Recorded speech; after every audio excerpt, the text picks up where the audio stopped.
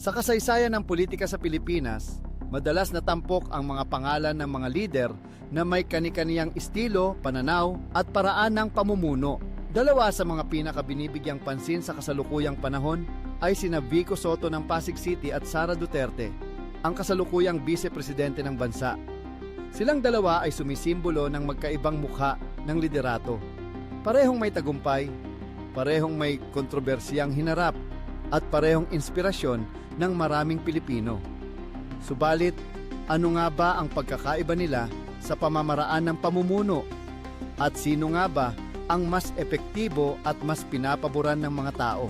Si Vico Sotto na nagsilbing alkalde ng Pasig City ay sumikat hindi lamang dahil sa kanyang kabataan, kundi dahil na rin sa kanyang mga patakaran na taliwas sa nakasanayang sistema ng tradisyonal na politika. Isa siya sa mga pangunahing tagapagtaguyod ng transparency o pagiging bukas ng pamahalaan.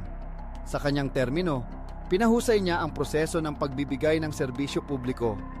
Tinutukan ang paglaban sa korupsyon at nagpatupad ng mga pulisiyang nakatuon sa tunay na pangangailangan ng mga mamamayan. Ilan sa mga kilalang programa niya ay ang pagbibigay ng libreng healthcare, scholarship para sa mga kabataan, at mabilis na aksyon sa panahon ng pandemya.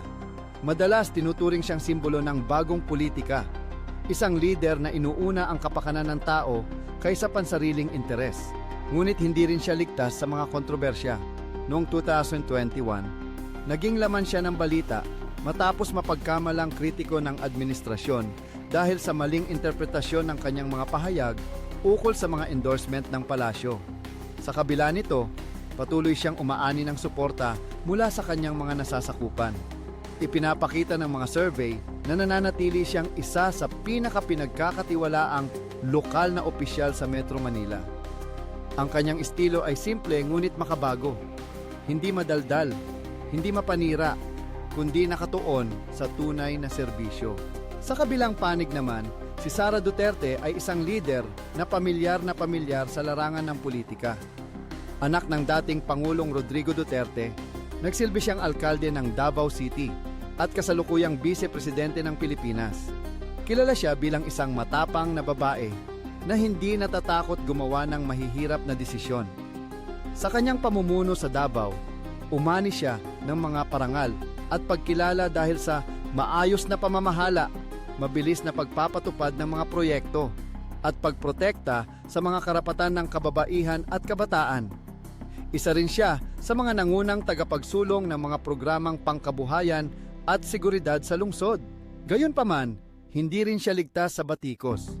Nitong Pebrero 2025, naharap si Sara Duterte sa impeachment complaint na may kinalaman umano sa maling paggamit ng confidential at intelligence funds. Nagdulot ito ng mainit na usapin sa buong bansa. Ayon sa pinakahuling survey, 41% ng mga Pilipino ang pabor sa impeachment laban sa kanya, habang 35% ang tumututol at 19% ay hindi tiyak.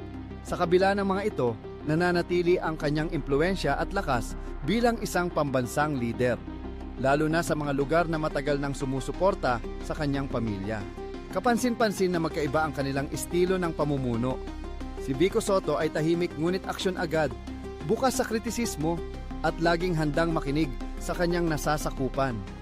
Si Sara Duterte naman ay matatag, mabilis magdesisyon at malakas ang presensya, lalo na sa mga isyung pambansa.